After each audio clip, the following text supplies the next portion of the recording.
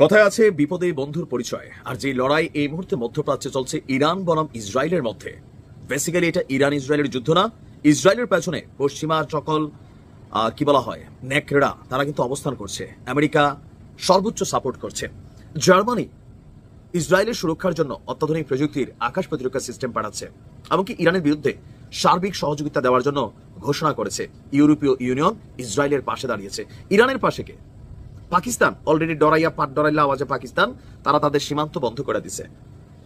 ইরানে পরমাণু হামলা চালালে ইসরায়েল পাল্টা হামলা চালাবে পাকিস্তানের বক্তব্য থেকে পাকিস্তানের প্রতিরক্ষা মন্ত্রী সরে গেছে।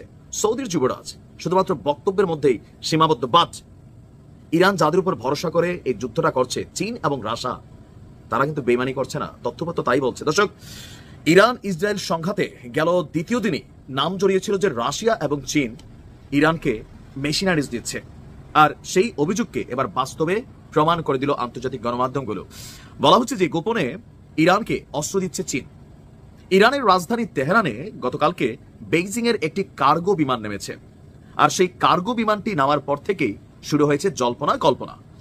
মিডিয়ার প্রতিবেদনে দাবি করা হয়েছে এই বিমানটি আকাশে থাকতেই ট্রান্সপন্ডার বন্ধ করে দিয়েছিল ইরান এবং চীনের এই কার্গো বিমানটি, যাতে রাডারে সেই বিমানের অস্তিত্ব ধরা না পড়ে। সেই থেকেই বলা হচ্ছে যে তাহলে কি গোপনে ইরানকে বিপুল পরিমাণ অস্ত্র সরবরাহ করছে চীন? কার্গো বিমান তো বোঝেন, যেগুলো দিয়ে মালামাল বহন করা হয়। এই কার্গো বিমানের মধ্যে যুদ্ধের এই পরিস্থিতিতে কি পাঠিয়েছে চীন? নির্ভরযোগ্য সূত্র না থাকলেও বিভিন্ন গণমাধ্যমগুলো বলছে যে এভাবে ট্রান্সপন্ডার বন্ধ করে ওই বিমানের অবতরণের ঘটনা কোনো সাধারণ ঘটনা নয়, গোপন কোনো অভিযানের দিকেই ইঙ্গিত করে বলে জানিয়েছে গণমাধ্যমগুলো। আর সকলেরই জানা ইরানের সঙ্গে চীনের সামরিক এবং কৌশলগত সম্পর্ক রয়েছে।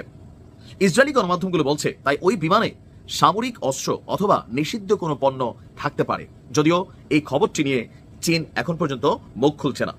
এরই মধ্যে ইরানকে কন্টিনিউ হুমকি দিয়ে যাচ্ছে মার্কিন প্রেসিডেন্ট ডোনাল্ড ট্রাম্প। জাতিসংঘ থেকে শুরু করে বিভিন্ন জায়গায় ইরানকে সাইজ করার জন্য নানান ধরনের সিদ্ধান্ত নেওয়ার পায়তারা করছে, কিন্তু সেখানেও বাদ সাধছে রাশিয়া এবং চীন। তারা বরাবরই ইরানের পক্ষে তাদের অবস্থান রেখেছে। তারা মনে করবে কেন ভাই?